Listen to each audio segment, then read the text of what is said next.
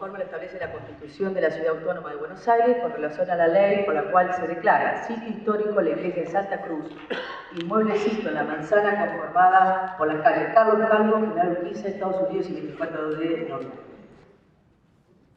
Mi esposa, mi hijo, que acababa de cumplir 1 año, y yo fuimos recibidos generosamente y nos alojamos en la iglesia de la Santa Cruz.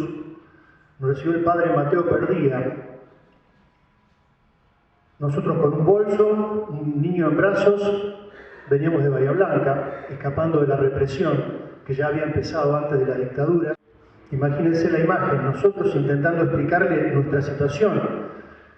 El padre Mateo nos interrumpió diciendo: no tienen que decirme nada, me basta con saber que necesitan. Y allí estuvimos como 1 mes viviendo. Nuestro hijo, que hoy tiene 32 años, próximo a cumplir 33, aprendió a caminar en los patios.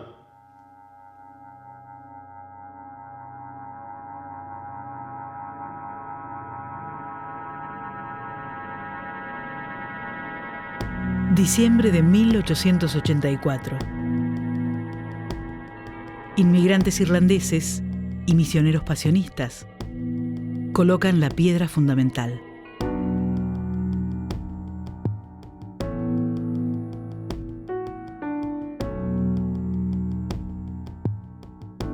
El estilo es gótico normando. A los lados del altar mayor, los 12 apóstoles son testigos de las primeras misas y bautismos.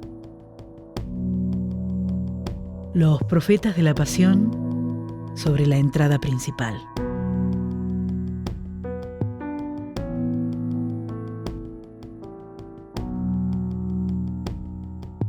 Por aquí ingresan damas irlandesas a escuchar la misa de 11 en inglés.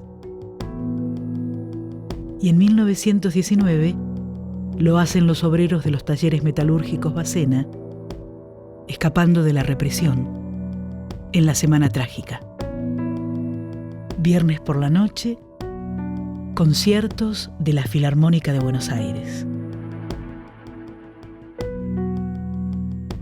3 campanas en la torre anuncian la misa de 10, que a partir de 1945 es en castellano.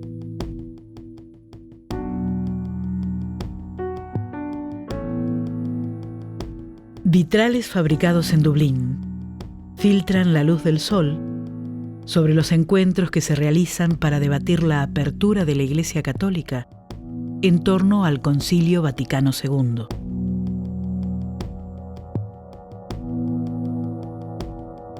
Los confesionarios de estilo gótico se convierten en refugio de los estudiantes de la vecina Facultad de Filosofía y Letras, apaleados por los bastones largos de la dictadura de Onganía. Los fieles se retiran en medio de la misa cuando el padre Bernardo dedica el sermón al asesinato de Ernesto Guevara.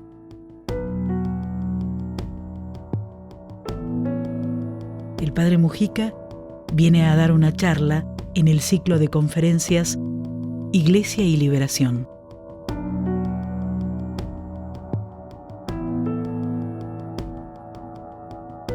Exiliados chilenos piden refugio antes de partir a Europa.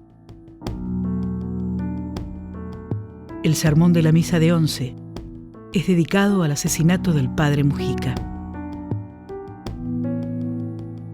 El muro exterior amanece con una pintada: Santa Cruz, Arsenal del Lerp.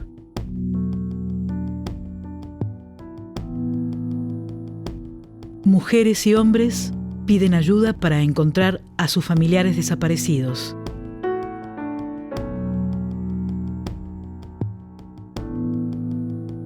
El padre Richard denuncia en un sermón el asesinato de los sacerdotes palotinos.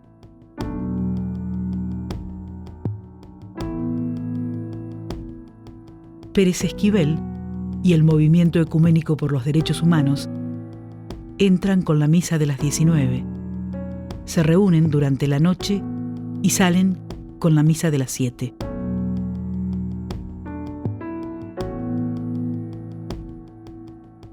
el padre Mateo Perdía abre las puertas a madres y familiares que se organizan en la búsqueda de sus desaparecidos.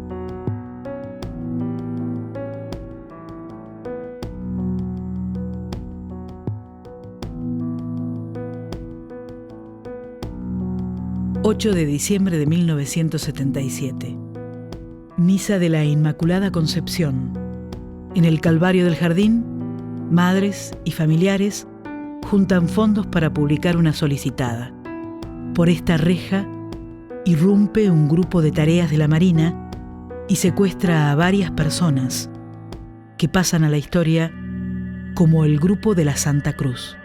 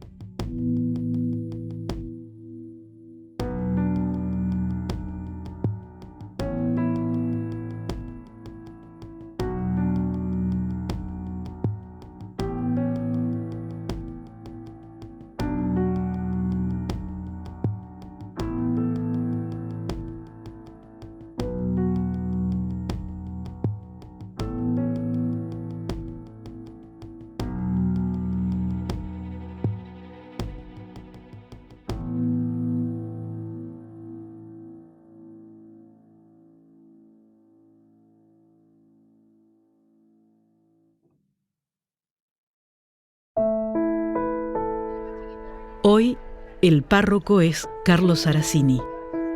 Creció en Santa Cruz, a la luz de los grandes cambios litúrgicos y políticos que se iniciaban en los 60 y que fueron acercando a la Iglesia a los problemas más concretos de la gente. Si en el 77 las madres se encuentran en un refugio, eso no se improvisa, digamos. Eso significó, desde el 68 al 77, un trabajo de encuentro con la realidad.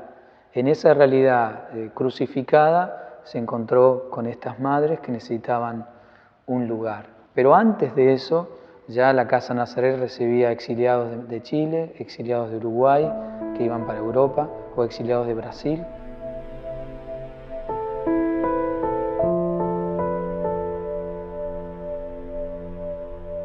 Esa apertura de la Iglesia Católica al mundo moderno, en América Latina, un continente plagado de injusticias, significaba comprometerse con los más pobres.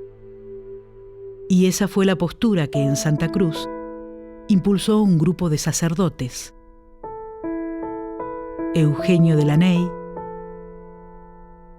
Mateo Perdía, Federico Richard y Bernardo Hughes, que en 1967 fue nombrado cura párroco. Lo que había marcado un cambio era el Concilio Vaticano II, que proclamó, convocó el Papa Juan XXIII.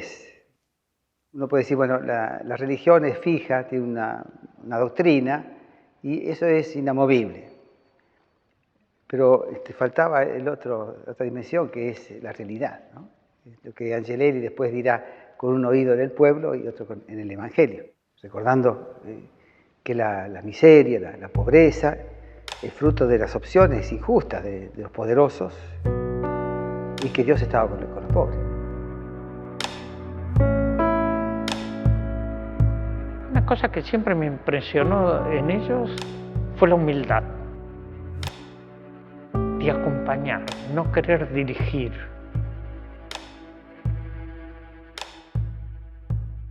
Gente firme en las convicciones, coherentes entre el decir y el hacer, fieles al Evangelio. Lo que venía empujando esas transformaciones en la Iglesia era el creciente compromiso de los sectores populares, que se organizaban buscando una vida mejor.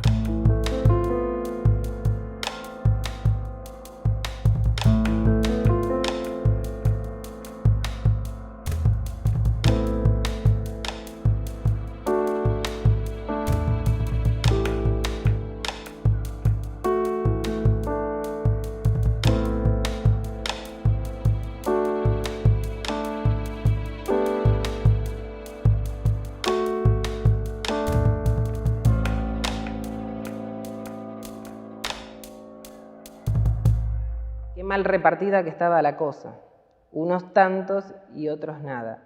Realmente soñábamos o pensábamos que podía ser un país mejor con una mejor distribución y que no hubiera gente tan pobre.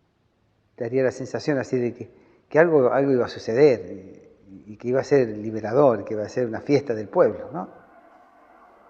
Son momentos en los cuales uno sentía que tenía que el mundo por construir era muy grande, muy terrible, que había muchísimo por enfrentar, pero que teníamos las perspectivas abiertas, y que si las perspectivas estaban abiertas era porque habíamos luchado como pueblo para conseguirlas. Y creo que esa es una gracia, podríamos decirlo, por estar en este ámbito, digamos, una gracia que estoy muy feliz de haberla podido disfrutar en ese brevísimo tiempo, ¿no?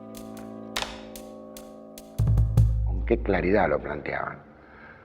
Cómo iban a venir al país, qué era el imperialismo, qué pasaba, cómo se quedaban con las empresas. Sería muy largo de explicar, pero la claridad absoluta que tenían. Y eso pasó 25 años después.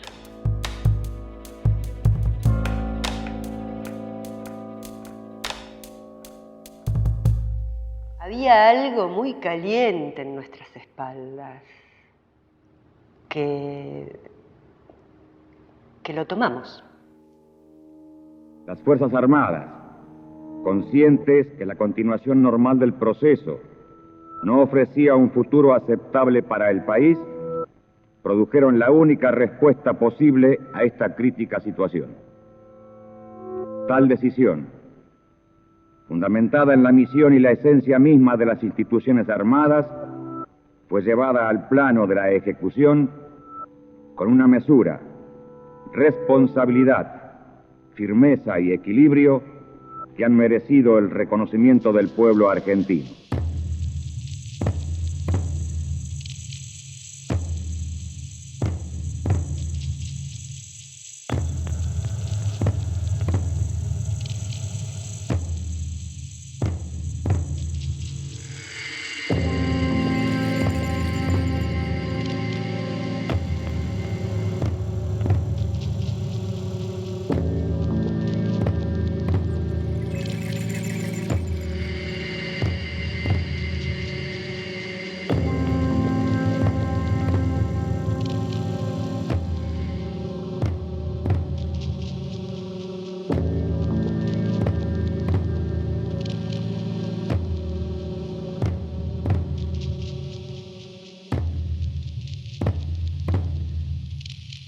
Antes de ser nombrados como el Grupo de la Santa Cruz, cada uno venía recorriendo su propio calvario. Nosotros habíamos pasado por gobiernos militares.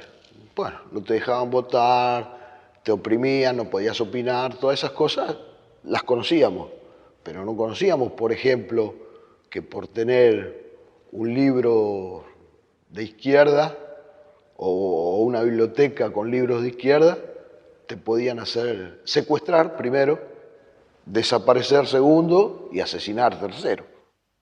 Y a Néstor lo secuestran el 30 de noviembre del 76. Mi hija Ana María Baravalle fue secuestrada junto con su esposo Julio César Galizzi el 27 de agosto del año 1976. Mi hija estaba embarazada de casi 5 meses.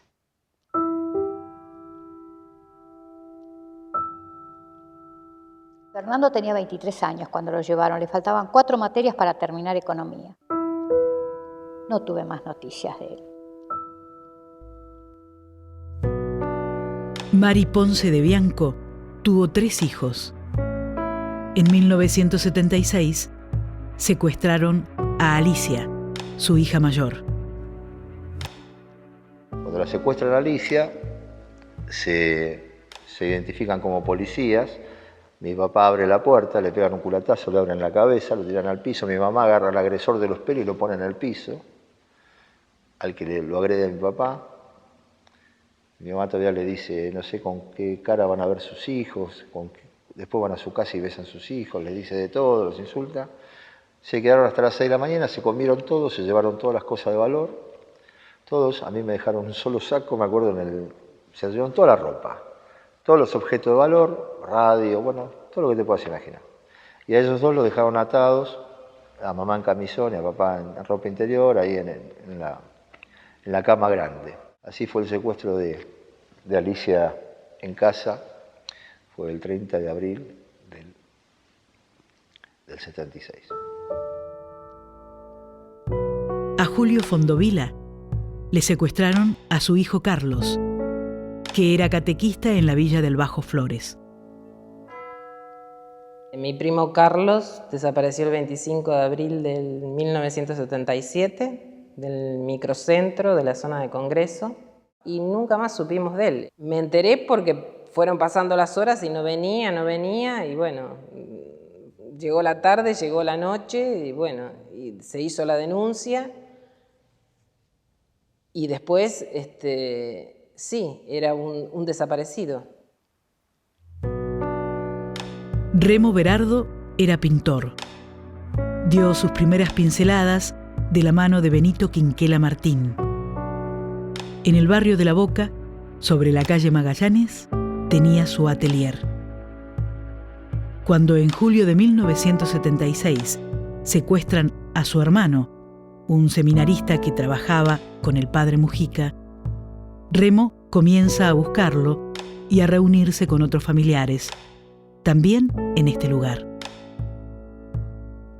Mientras Esther Careaga buscaba a Manuel, su yerno desaparecido, en 1977 secuestraron a Ana María, su hija menor. Mi mamá tejía. Mi mamá tejía mucho, tejía todo el tiempo. Yo tenía un saco rosa de lana gorda que se empezaba a usar en ese momento, así súper moderno y muy lindo, que ella me había tejido. Y cuando me secuestraron yo tenía puesto un vestido de embarazada, porque estaba de menos de 3 meses, no se me notaba, pero estaba tan contenta que ya quería empezar a usar ropa de embarazada y caminaba con la panza para afuera, aunque no tuviera panza todavía, y tenía puesto ese saco rosa. Y cuando llegaron mi papá y mi marido al lugar donde nos encontrábamos, que a mí ya me habían secuestrado, no había nada, miraban, empezaron a preguntar, esperaron un montón y al final lograron que un diariero les contara que se habían llevado una chica jovencita de pelo largo con un saco rosa. Y ahí supieron ellos que era yo. Y al llegar al campo de concentración, lo primero que hicieron fue sacarme ese saco que nunca más lo vi. En julio del 76 éramos 27 personas, todos padres de desaparecidos y madres de desaparecidos que fuimos al episcopado.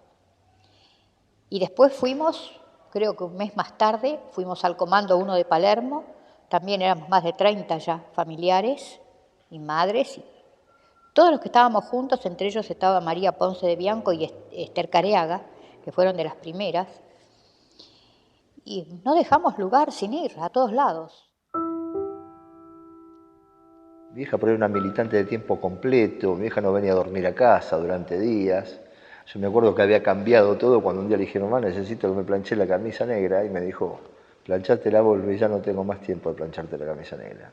Ahí mi mamá se cortó unos zapatos viejos para usarlo de chancleta porque tenía muchas vares y no paró más. Lo que debe haber sufrido con el temor y con todo lo que fue un momento tan difícil. Ella nos dijo a nosotros una vez que siempre pensó que algún día iban a entrar en contradicción sus intereses de madre con los intereses de la revolución. No había ninguna con experiencia militante. La única que tenía experiencia verdaderamente militante era Teresa, Esther Careaga, que ya había venido de Paraguay, porque era una militante política, pero para este tipo de lucha no había organización, no había nada. Era como salía la cosa. Había que ir a todos lados, golpear todas las puertas. Esa transformación de una ama de casa a ser una más de las madres de Plaza de Mayo o a iniciar el camino de búsqueda de un hijo desaparecido, en el primer momento es eso, la conocemos los que vivíamos con mi vieja, porque yo te puedo asegurar que tenía 27 años, en 27 años no la vi salir sola a mi mamá de mi casa, nunca jamás.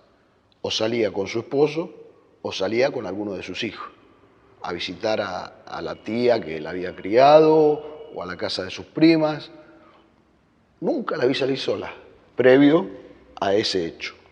Después de la desaparición de Néstor, ella, como yo te decía, nos criamos con la necesidad de estar al lado del que más nos precisaba.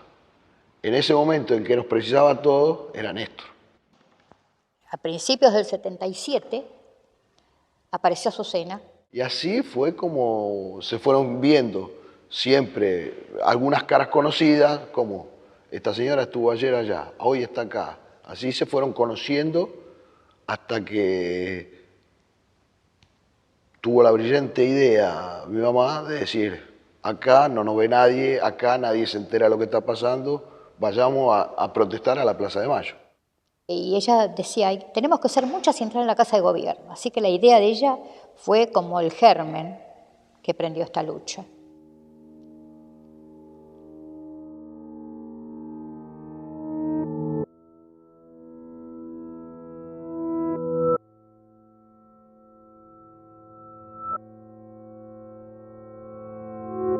Ustedes tienen que rezarle a la Virgen para que pida por sus hijos. Así que salimos de la primera entrevista con el episcopado muy disgustadas.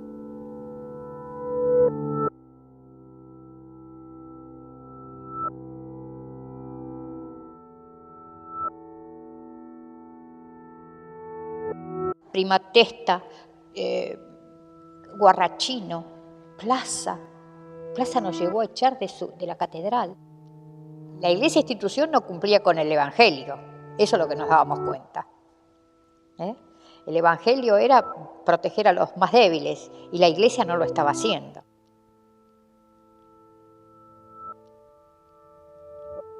Fue terrible. La lucha con la iglesia institución fue terrible. Cuando comenzó el horror, las muertes, la desesperación, la Casa de la Santa Cruz fue un espacio de la esperanza, un espacio del encuentro, de la presencia.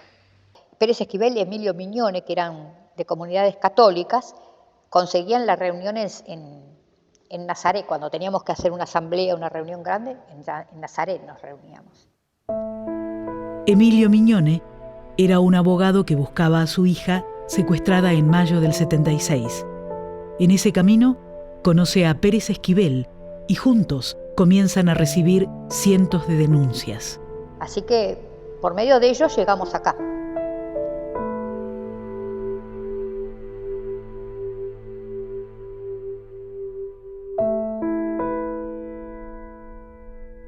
Bueno, dentro de la manzana Santa Cruz está la parroquia, la casa Santa Cruz, donde están las habitaciones de muchos sacerdotes, y la casa Nazaret, que es una casa de retiros. En aquellos tiempos era un centro de reflexión, de elaboración, ¿no? Entonces, además de los retiros habituales, ahí vivía el padre Mateo Pardía, que era presidente de la Conferencia Latinoamericana de Religiosos. Entonces tenía conexiones con muchas naciones de América Latina y sobre todo con pensadores, con trabajadores sociales, en la línea de la liberación. Entonces estas personas llegaban aquí, a la Argentina, y el lugar donde se alojaban era la Casa Nazaret. Antes de la dictadura se habían organizado unos cursos de Iglesia y Liberación, Política y Liberación, Educación y Liberación, etc., ¿no? Y era un centro donde se pensaba en esta dimensión de una búsqueda más actual, más concreta, de promoción humana y de liberación, ¿no? Cuando viene la dictadura, digamos, todas estas experiencias de reflexión se tienen que dejar un poco latentes, pero se convierte también en un centro donde otros que venían de otros países, escondiéndose, son alojados en la Casa Nazaret. Yo recuerdo que el padre Mateo me contaba y me transmitía, digamos, que estas personas venían, se alojaban, nunca me decían ni quién era, ni por qué, nada, y yo tampoco preguntaba, pero teníamos la conciencia de que era un centro que recogía esta oportunidad de hospitalidad para las personas con dificultades políticas. Ver un lugar donde no nos rechazaran, donde se hacían partícipe de lo que nos estaba pasando y que sabíamos que estaban también en peligro, porque esos sacerdotes que estaban en esa época y que nos recibían, ellos estaban en peligro. Esto fue denunciado por los pasionistas en una carta dirigida a las máximas autoridades de la Iglesia. La noche del viernes 2 del corriente mes, los muros de nuestra iglesia Santa Cruz, el vecino colegio Santa Cruz y la casa de ejercicios Nazaret fueron embadurnados con leyendas amenazantes e intimidatorias. Curas montoneros, cueva de comunistas, Santa Cruz, Arsenal del ERP. Además de las pintadas en las paredes de adelante de la iglesia, con ocasión de la muerte de los palotinos, nosotros los estudiantes se nos pidió que entráramos y saliéramos en horarios diferentes. ¿Por qué? Porque en el portón de enfrente de la calle Carlos Calvo, de la Casa Nazaret, siempre había un Ford Falcon ahí, verde, clarísimo, con personas adentro, y un signo muy claro que eran los espejos en la parte posterior del Ford Falcon.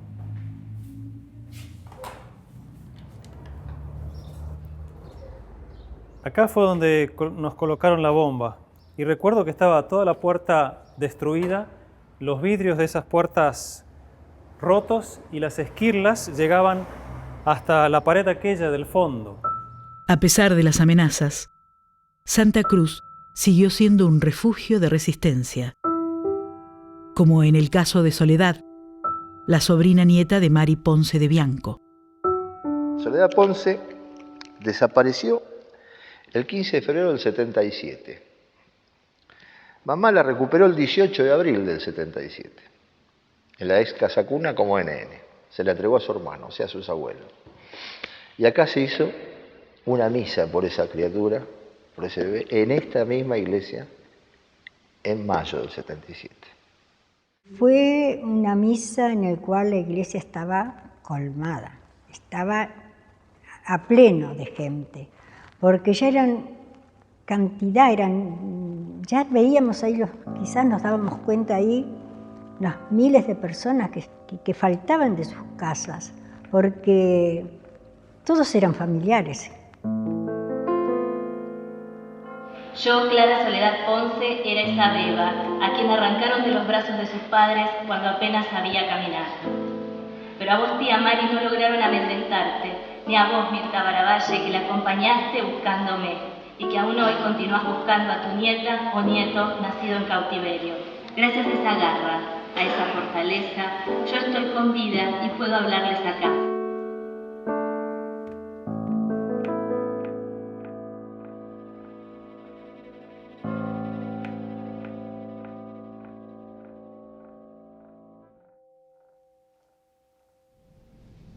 Señor Mango,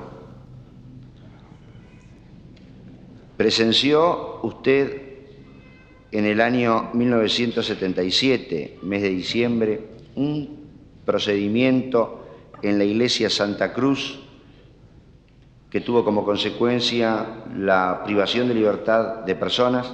Sí. Ese 8 de diciembre, que termina la ronda, que, bueno, estaba con Mari. Y entonces Mari me dice, bueno, vamos para la Santa Cruz a firmar. También irían a Santa Cruz Horacio Elbert y Julio Fondovila, Pero antes se citaron en el bar de Paseo Colón y Belgrano con otro compañero del grupo, Gustavo Niño. Los tres repartirían en las agencias de noticias extranjeras copias de una solicitada que las madres y el grupo que se reunía en Santa Cruz estaban preparando.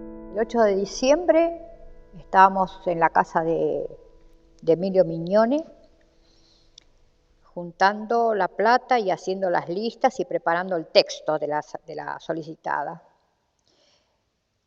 Cuando nos dicen, bueno, vayan a buscar la plata que están juntando en Santa Cruz porque ya va a ser la hora. Así que nos vinimos Beatriz Neuhaus y yo. Solíamos venir a misa todos los domingos porque participamos de hacía varios años en grupos de jóvenes y mis padres en grupos de matrimonios. Así que, como era una fiesta por la Virgen, vinimos también con toda mi familia y además llegaba mi hermano en colectivo de campamento. Entonces también lo estábamos esperando a él. Había cerca de 50 personas en ese espacio, había gente reunida en el Calvario, conversando, estaban sentados, había otros grupos de jóvenes parados charlando, chicos cerquita mío jugando, estaban jugando a la mancha, corriendo, riéndose, y yo que estaba también conversando, un espacio de mucha distensión, tranquilo, un día que hasta estaba lindo.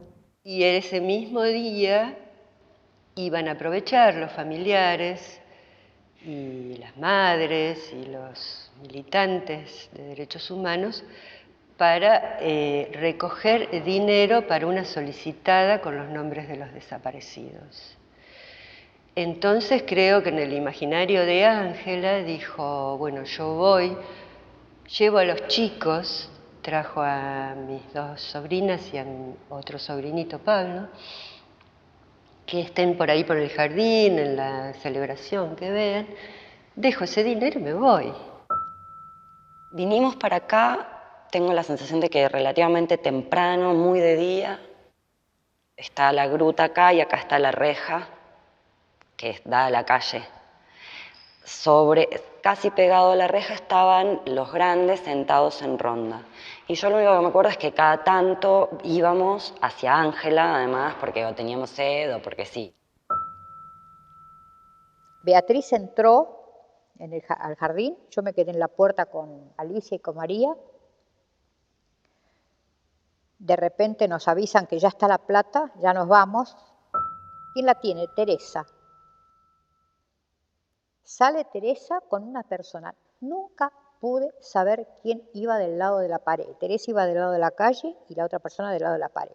Con la plata, supuestamente. Nos habían dicho que ya la tenía.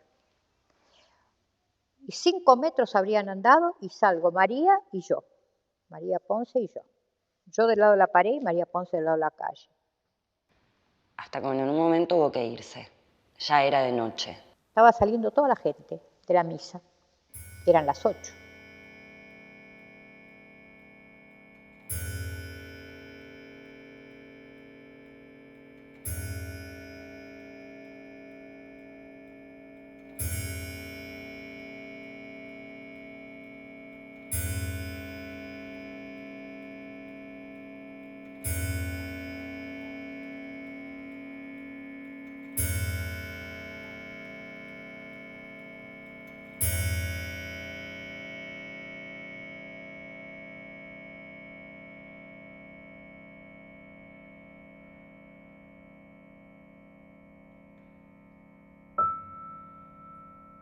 El día 8 de diciembre estábamos nosotros en misa, estaba terminando la misa.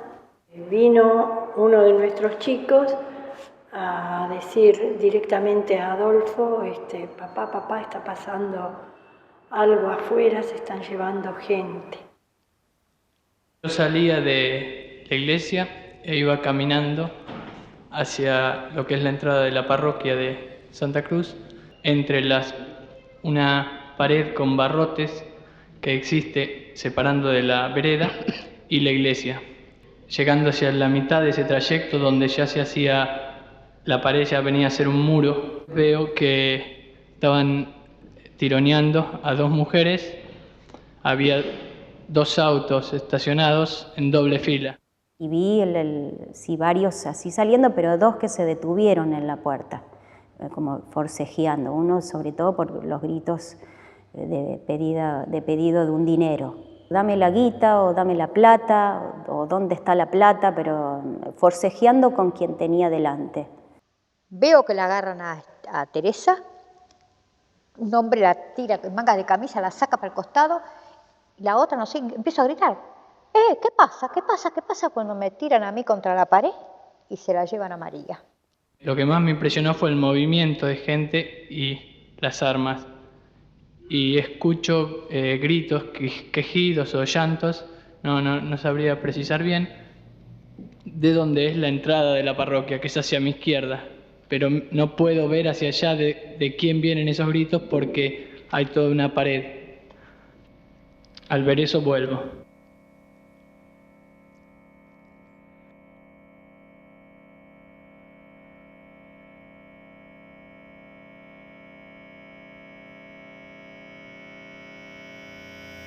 En ese momento había unos chicos jugando bastante cerca mío, además porque me acuerdo de las risas y los juegos de los chicos, y que después de estas corridas y forcejeos, los chicos se quedaron llorando.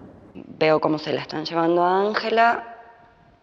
En ese momento se acerca un tipo como petizo, gordo. Nos llevan. No vi más nada, nos empujó el tipo a las 3. Sigan que es un operativo por drogas. Y nos quiere meter a los 3 a un auto. Que era un auto verdecito que estaba parado como en diagonal a nosotros, en la esquina del pasaje. Y medio que amaga a volver y en ese mismo momento viene otro tipo a decir, no, boludo, a los pibes para que los querés. Un segundo de tal confusión. Había coches, sí, parados, pero yo no vi cuando las metían en el coche, pero la arrancaron así, el tipo lo estoy viendo, en manga de camisa, la agarró, la arrastró para allá y a María lo mismo. ¿Te imaginas el terror? Bueno, se fueron, no recuerdo cómo, y en ese momento nos quedamos los 3 parados ahí, yo llorando todo el tiempo, y de adentro de la iglesia vino una chica rubia que se agachó y sin decir mucho nos como guió así hacia la puerta de la sacristía. Tocó la puerta, ahí nos recibió el cura de la iglesia. Al terminar la misa, yo volví a la portería y me encontré con 2 niñas de 8 o 10 años que lloraban. Al preguntarles el motivo de su llanto, me manifestaron que se habían llevado a su tía y otras personas. A los secuestros en la Santa Cruz se sumaron el de Elbert y Fondovila en la cita de Paseo Colón y Belgrano y el de Remo Berardo esa misma mañana en su atelier de La Boca. Todos secuestrados por un grupo de tareas de la Marina y llevados esa misma noche a un centro clandestino de detención que funcionaba en la Escuela de Mecánica de la Armada.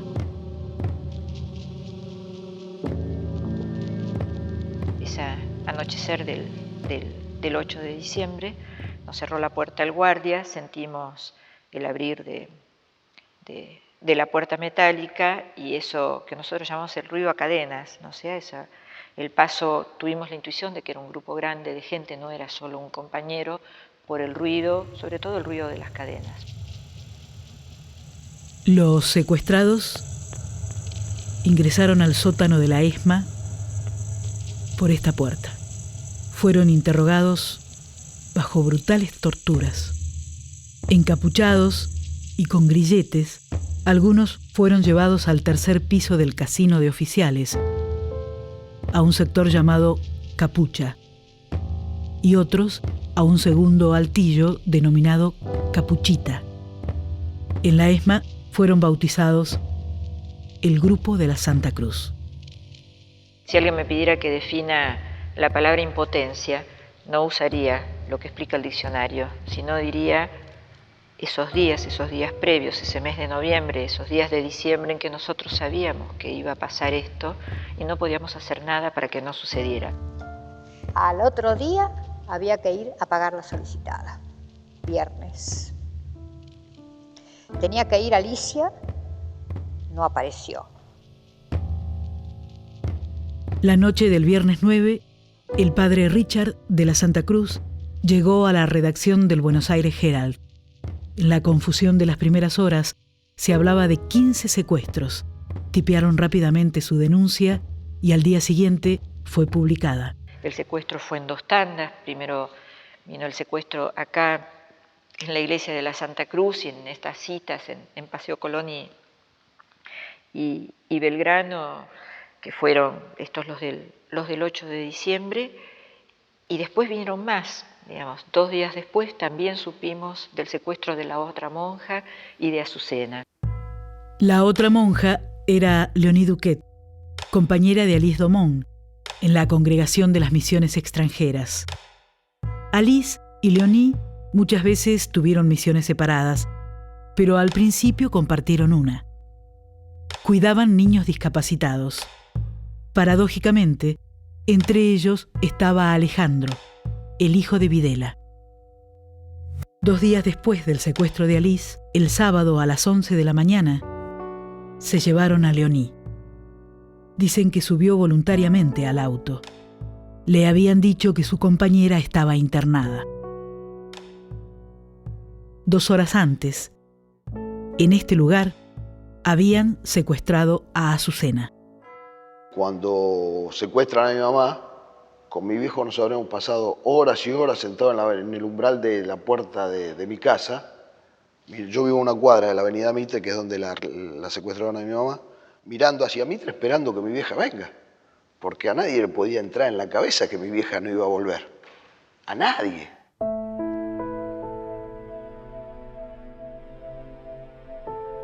A pesar de los secuestros y el robo de parte de lo recaudado en Santa Cruz, esa misma mañana, las madres lograron publicar la solicitada en el diario La Nación.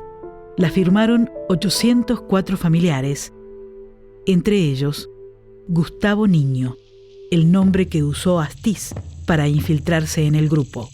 Acá estaba yo, sentada. Mari, al lado Esther, habían otras 2 personas así, no era tan grande la... Y allá, yo estaba acá, ahí me lo veía Astiz. Ahí estaba sentado. Yo le di la mano a Alfredo Astiz. Mi mamá me lo presentó. No sé si no fue en esta iglesia. Estoy casi seguro que sí, que fue en esta iglesia. Un día que estaban ellas reunidas y yo vengo con mi señora, que me parece que había que juntar firmas o algo así. Entonces vinimos para juntar firmas y para buscar a mi mamá y me lo presenta. Me dice, vení. Y era bastante parecido fisonómicamente a mi hermano. Hasta esa suerte tuvo. Por eso se comenta, se dice que mi mamá se apegó tanto hacia él. Las veces que lo vi en la plaza y en las iglesias donde nos reuníamos. Tengo presente la plaza muchas veces. Caminaba al lado nuestro, siempre le decíamos, andate, Gustavo, andate por favor que te van a llevar. Y había 2 madres que lo acompañaban a tomar el colectivo para que no se lo llevaran, ¿viste? En el año 85 nos fuimos a vivir a Venezuela por trabajo de mi papá, no por exilio. Mi hermana estaba en Buenos Aires. Nunca supe bien qué había pasado en términos históricos, quiero decir, ¿no? Que la infiltración de Astiz y todo eso no lo supe sino hasta mucho más grande, digamos hasta mis 15, 16 años. Y cuando estaba en Venezuela, mi hermana me manda la tapa del Página 12 porque se lo estaba juzgando en ausencia a Astiz por la desaparición de las 2 monjas francesas. Y cuando yo abro ese diario, reconocí en Astiz a el mismo tipo que no nos había querido subir a nosotros al auto. Nada, yo hasta casi como que ni me lo creí, porque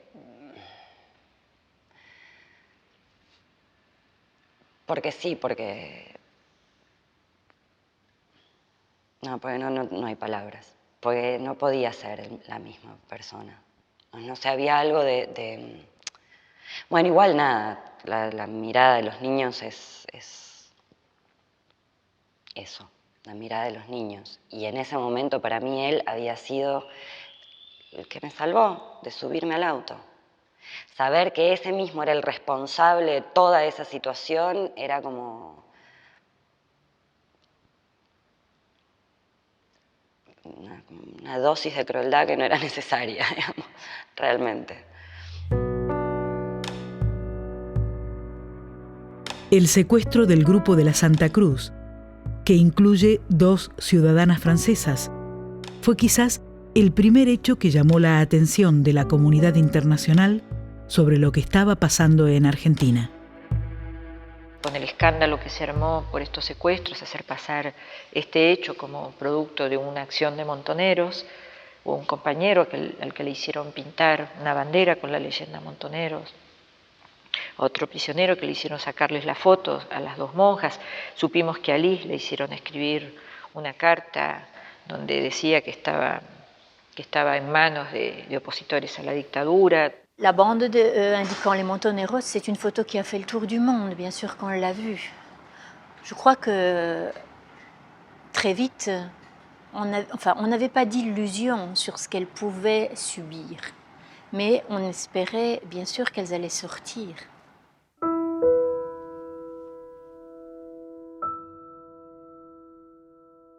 Nuestra vocación misionera, ¿cierto?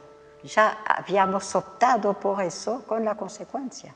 Entonces, el momento que pasó, más para Katy, yo dije, bueno, Katy va a dar la vida. Katy la recuerdo, así me viene la imagen de cuando la vi por primera vez en Paz y Justicia. Yo no sabía que era una monja, pero después cuando supo que estábamos yendo a la plaza, empezó a venir a la plaza todos los jueves con nosotras. No dejaba de venir. Dans une de ses dernières lettres, donc elle dit qu'elle accompagne les femmes qui réclament des nouvelles de leurs disparus, qu'elle passe des commissariats auprès des autorités de l'Église et elle les accompagne. Elle dit il ne faut pas les laisser désespérer de Dieu. Donc elle a ce projet, non seulement d'être avec elles, mais de leur donner une autre espérance. Et c'est pour ça qu'elle avait projeté un temps de retraite, enfin un temps spirituel avec ces femmes pour le temps de Noël.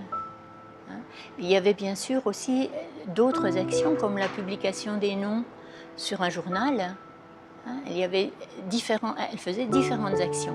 Mais il ne faut jamais oublier que Katy, c'est une femme spirituelle. C'est une femme qui est là, elle ne l'oublie jamais, par amour des autres, et que cet amour des autres, pour elle, c'est ça l'amour de Dieu.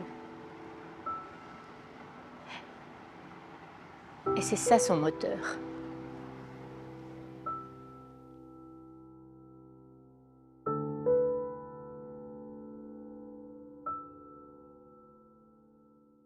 Mi tío no encontró respuesta en ningún lugar hasta que encontró a las monjas francesas, Alice Dumont y Léonie Duquet. Y ellas le comentaron que había un grupo de personas que estaban en la misma situación que él, que se reunían en la iglesia Santa Cruz, que fuera, que le iba a hacer bien. Y bueno, y eso es lo que empezó a hacer. Yo sabía que Ellas dos, mi hermana por tenerme a mí presa y ella por tener preso a su marido, estaban trabajando en el Frente Democrático, o sea, digamos, por las libertades democráticas al principio y por la aparición de los desaparecidos después. Por eso Ángela empezó a venir a Santa Cruz y a ligarse con los familiares que también se reunían a veces acá. También fueron secuestrados ese 8 de diciembre en Santa Cruz Patricia Oviedo, de 24 años, que buscaba a Pedro, su hermano desaparecido. Raquel Bulit, de 33 años. Y Gabriel Orane, de 24 años. Yo tenía conflictos con mi hermano, como todos los hermanos, ¿sí? En la medida en que bueno, en determinados aspectos en los que yo disentía con él, no estaba de acuerdo radicalmente en algunas cosas, y bueno, y ahí se producían cortocircuitos, pero yo lo adoraba a mi hermano. Y me quedé sin el hermano. Y ahora lo tendría que tener. Es decir, por ahí uno, en la vorágine de los chicos de mi familia, que yo, bueno, se va disimulando todo, pero muchas veces lo extraño muchísimo. Porque podría haber hecho muchísimas cosas con mi hermano. Pero bueno, ¿qué va a ser? Las circunstancias se dieron así. Habrá otros muchos también, muchísimos, que están extrañando al hermano en la misma circunstancia. Yo no era importante. Si yo eran las más lúcidas, a las que dicen estas son las que inducen.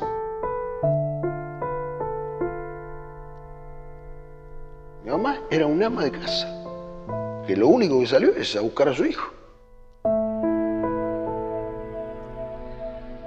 Yo creo que su mejor virtud fue la solidaridad.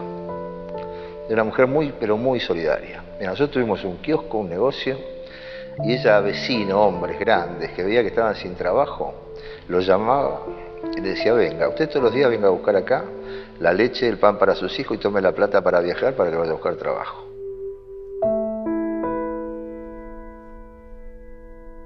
Y ella tuvo un gesto que no lo voy a olvidar nunca. Le secuestraron su hija, Ana María. Tenía 17 años. Y a los 3 meses la liberaron. La llevó a Brasil y volvió. Y volvió a la plaza. Y cuando la vimos queríamos morirnos. ¿Qué haces acá? Andate, tu hija está liberada, andate por favor, que no te encuentren a vos. Dijo, de ninguna manera, hay que luchar por los otros.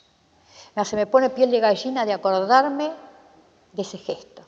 Bueno, a mí me secuestraron en la calle, me pusieron en la parte de atrás de un auto, me vendaron los ojos y me llevaron a un lugar que yo no sabía qué lugar era al principio. Después supe que era un lugar que después fue conocido como Club Atlético. Fui brutalmente torturada, me rompieron un tímpano, me lastimaron, me tuvieron que hacer una pequeña operación en el brazo. Cuando después yo salí en libertad, viajamos a Brasil con ella y ahí nos refugiamos en Naciones Unidas, y el primer país que nos dio asilo fue Suecia, y viajamos con carácter de urgente a Suecia. Ana en ese momento estaba embarazada de 7 meses y cuando llegabas a Suecia te daban un llamado telefónico para que vos te puedas comunicar con tu familia. Hacemos el primer llamado telefónico y el segundo lo guardamos para cuando naciera Anita. Anita nació el 11 de diciembre de 1977 y ahí nos enteramos que 3 días antes la habían secuestrado a mi mamá.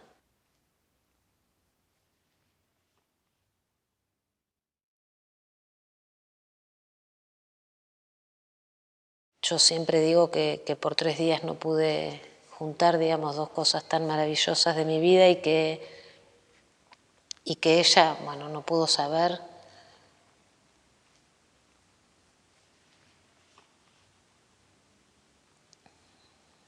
Que Anita había nacido bien.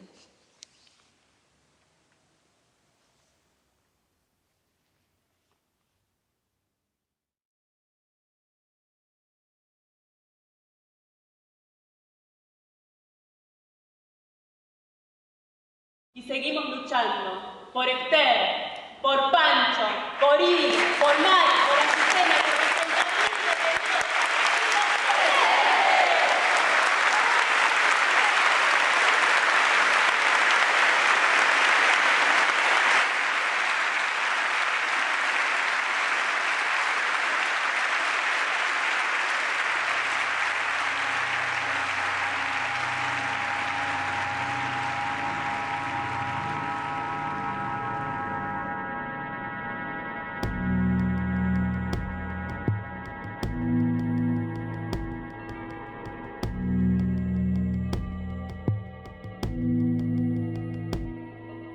Me acuerdo que mi papá nos decía, las olas del mar siempre traen la verdad.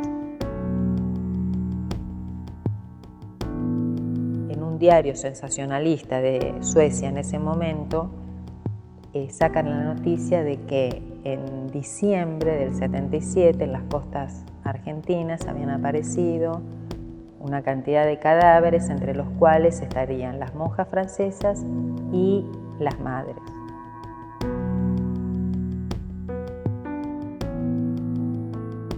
Estos cuerpos, aparecidos en las playas de Santa Teresita, fueron enterrados como NN en el cementerio de General Lavalle y permanecieron ahí durante 28 años, hasta que una investigación periodística que denunciaba su existencia llegó a las manos del equipo argentino de antropólogos forenses.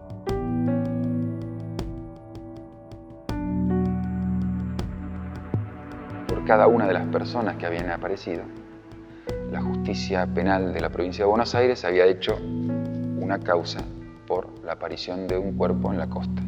Siguiendo con el formulismo burocrático, habían sido inhumadas en un sector del cementerio de General Lavalle. Más allá de todo lo que estos asesinos pensaron, era como la fuerza de esas madres. Era como haber peleado con el mar, con el océano, con el todo.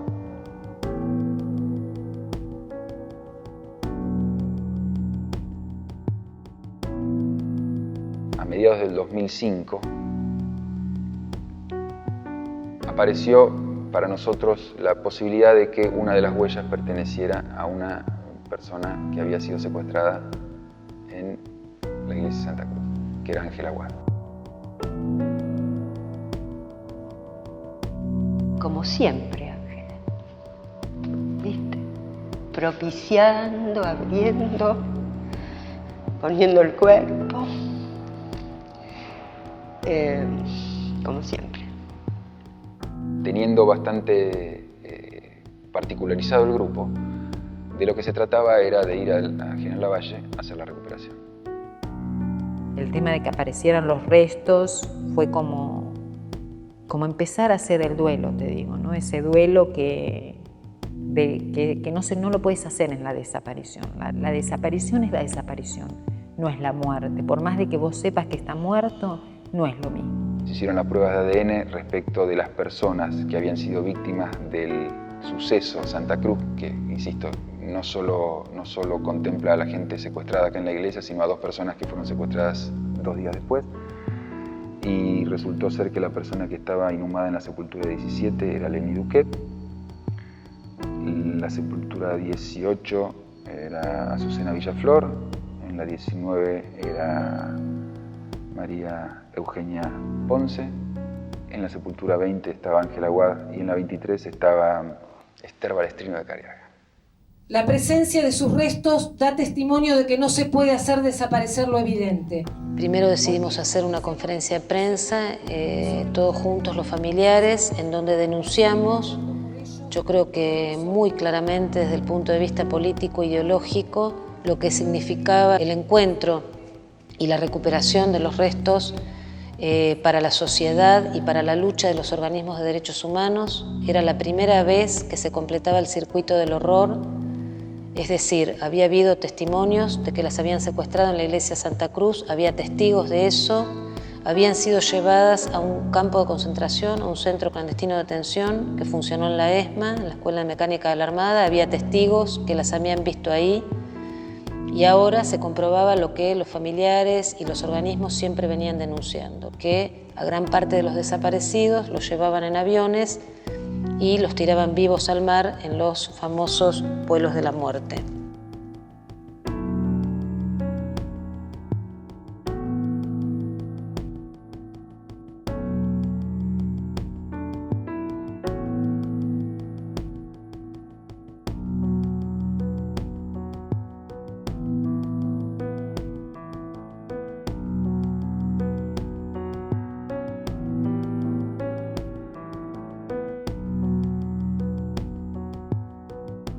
Hoy que tengo la suerte de haberla recuperado,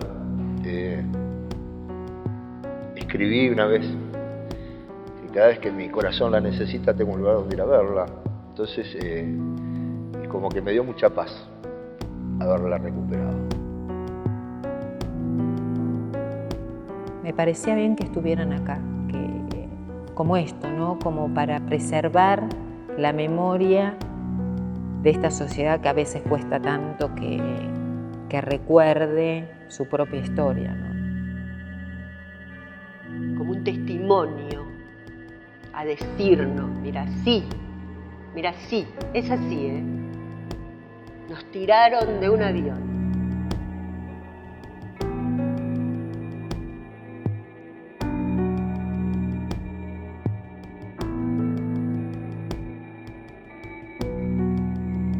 Tenía una convicción adentro que va a aparecer lo irrefutable, porque no puede haber una masacre sin tener lo irrefutable que lo tenemos ahora.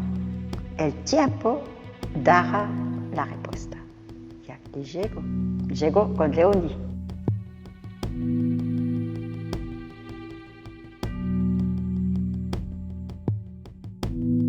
La desaparición hizo un desastre en esta sociedad. La aparición es una forma de chiquita, pero una forma de ir en contra de la desaparición. Eso es. Digo chica porque acá hay 4 personas. Al mar deben haber tirado 5.000 personas.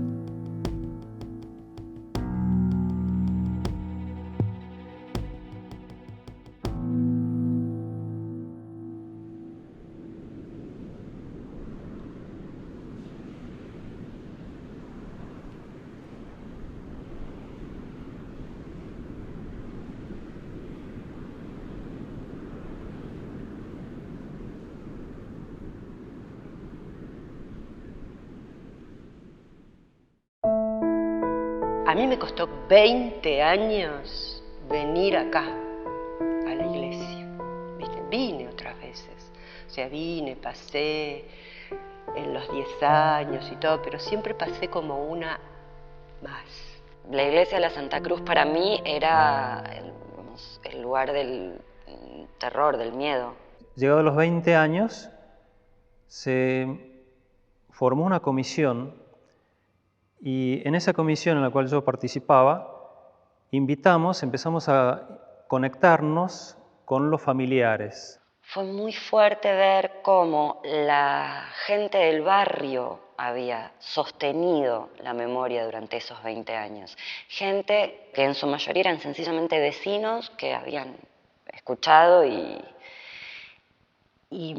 fue muy, muy reparador. A partir de ese momento empezó a ser muy reparador porque es pasar de la iglesia de la Santa Cruz como lugar del miedo a la iglesia de la Santa Cruz como un hermoso lugar al que llegar.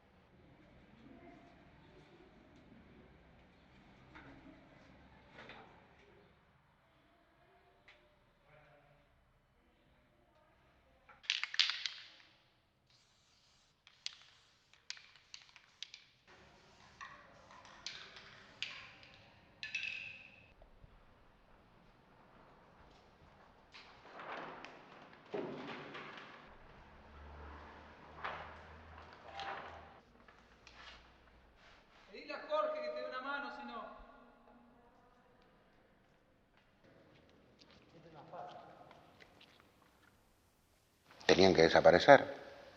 Era parte del proyecto.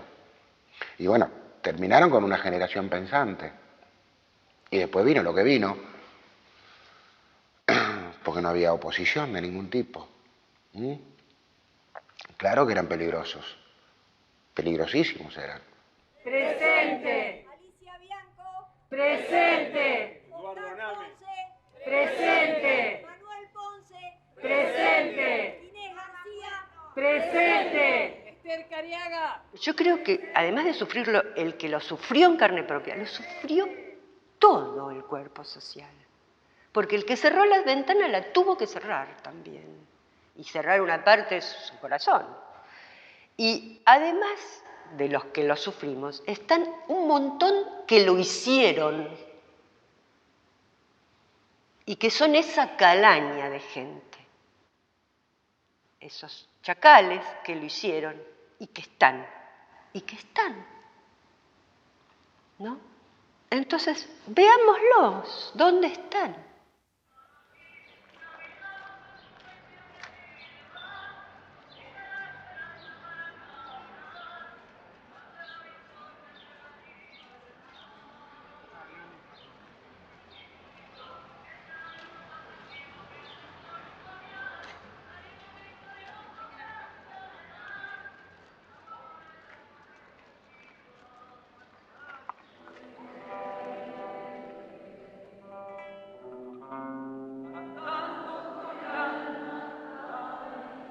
Si hay algo de lo que estamos muy orgullosos, tantos y tantos sobrevivientes, es que logramos romper el mandato del represor. No transformarnos en una especie de máquinas de testimoniar del horror, sino que cada denuncia va acompañado de inscribir en un proceso histórico-político de nuestro pueblo. O sea, hubo vida antes del 24 de marzo, hubo lucha, hubo compromiso en ese periodo también y lo sigue habiendo hoy.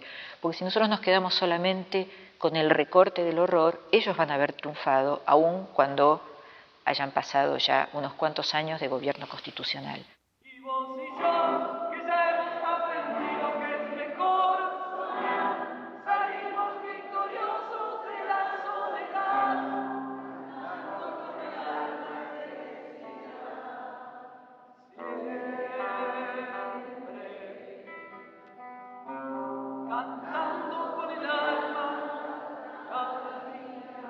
No es que los derechos humanos se terminaron en una etapa de la dictadura, están vigentes hoy. La violación es sistemática, el analfabetismo. En la Argentina era un país que había desterrado el analfabetismo y las enfermedades endémicas. Esto ha recrudecido en una forma tremenda. Nosotros con todo esto retrocedimos 50 años. La única reparación que puede haber y medianamente es la justicia, que tampoco la hemos conseguido a pesar de tantas luchas y que parece increíble que hoy se cobró otra víctima en esta lucha por la justicia, que es Julio López. Yo creo que el pánico que te causa no lo podés pensar siquiera que hay una persona que está desaparecida por haber luchado en la década del 70 y haber dado su testimonio para lograr eso, que es lo que en realidad falta, que es la justicia.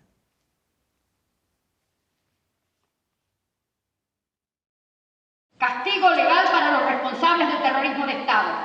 Soberanía política y económica como querían nuestros hijos.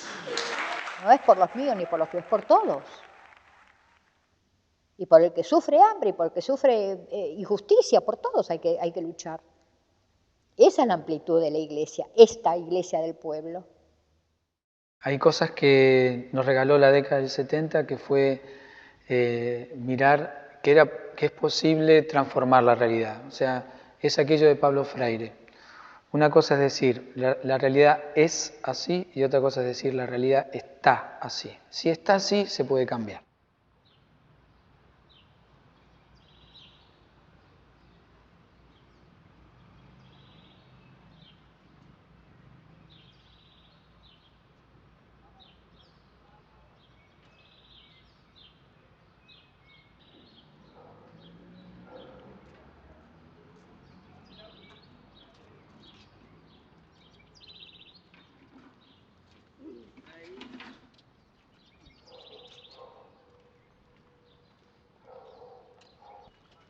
Buen día, ante todo.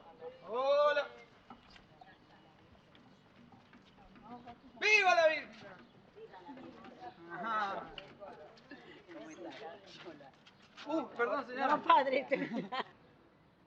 Buen día a todas, a todos. Hoy es el Día de María, el Día de la Virgen. Y bueno, hoy queremos estar aquí junto a los vecinos, cerca de nuestra Plaza Nueva. Somos de la parroquia Santa Cruz. Estamos acá a 2 cuadras y por eso estamos acá. Y vos y yo, buscando como el río al mar, sabemos que para llegar tenemos que seguir.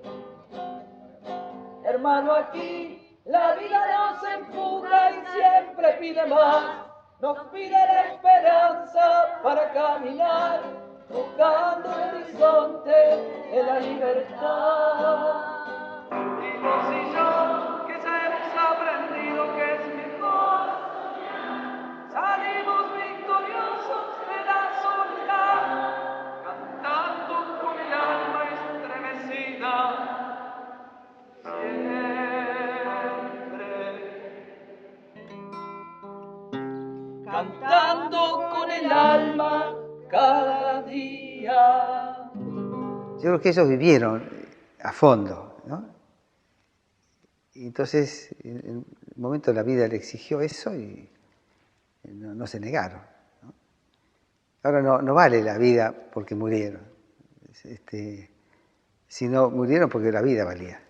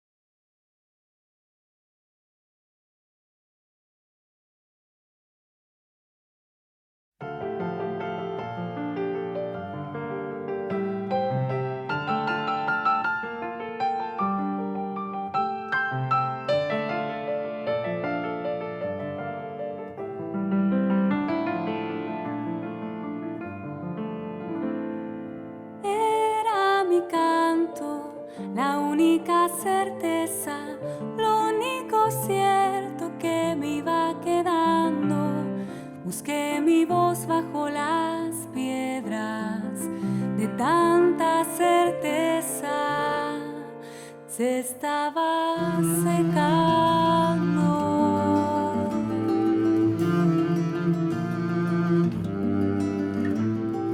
Era mi pecho un pájaro mudo, era mi pecho,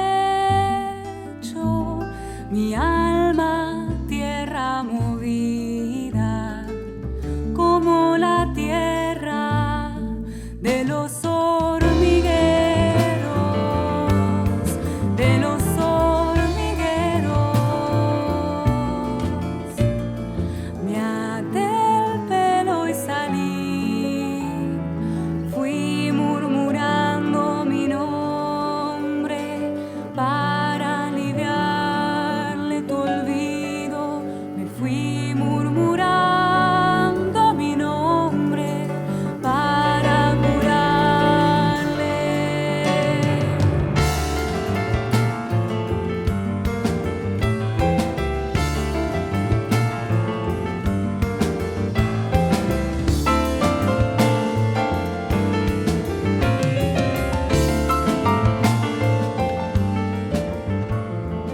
Era mi canto la única certeza, lo único cierto que me iba quedando.